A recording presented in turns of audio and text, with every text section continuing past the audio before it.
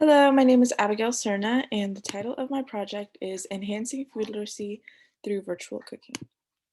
The importance of my project is the focus on food literacy and the different ways that we can adapt lessons to online learning and overall just helping students stay engaged. I'm going to share my screen.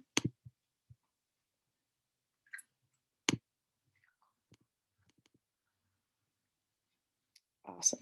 Okay, so a little bit about food literacy. So, food literacy education plays an important role in shaping diets and behaviors needed to navigate the food system. And experiential learning, which is hands on learning, allows students to learn about food literacy concepts such as food prep and nutrition while learning a lesson hand in hand. Virtual classes were a project created by the Oxbow team in response to COVID-19 restrictions.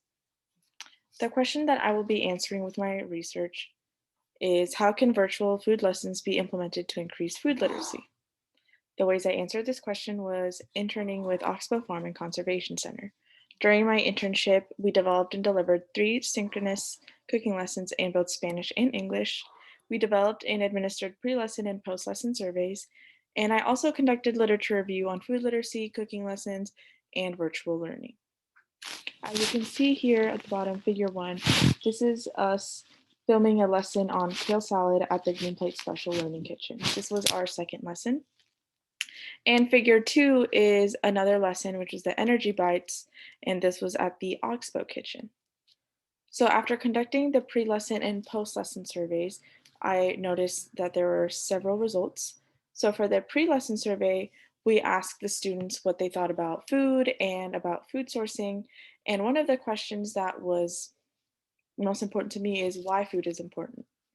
Some of the answers were vitamins, food is fuel, it is healthy, and to be healthy.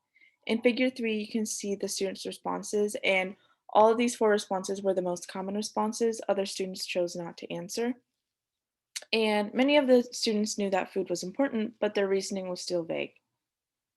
And after we delivered the second lesson, we had a post-lesson survey on Zoom. And on this survey, we asked them where their energy came from or their source of energy, what they thought about food, and several questions that were related to the first lesson and the second lessons. And when we asked the students where most of their energy came from, students responded with a majority of proteins, some said fats, and some said carbs. Now, this is important because we went over these macronutrients in the first and second lessons, which shows that they grasped the information that we were teaching them. We also asked questions related to sharing and collaborating because this was a very important part of our lessons. And after we asked the students, most of the students said that they were going to share with their family, which is very important. We tried to focus on collaborative learning and also sharing among the students and among their families, so it also shows that the students grasp that concept as well. So figure 4 and 5 show the results from the second survey, and they answer to the post-lesson and answers to the post-lesson survey. 66% of the students said that most of the energy came from protein, and most students plan to share food they prepared with their family. Now, the significance of this project is that now we know different ways that we can adapt cooking lessons and how the adaptations influence students' engagement.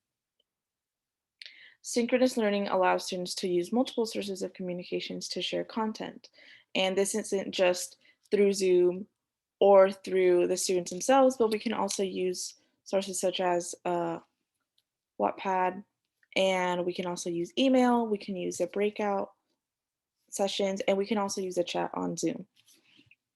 The implications are that by combining cooking and education programs, educators will be able to increase exposure of fruits and vegetables and improve the child's eating habits.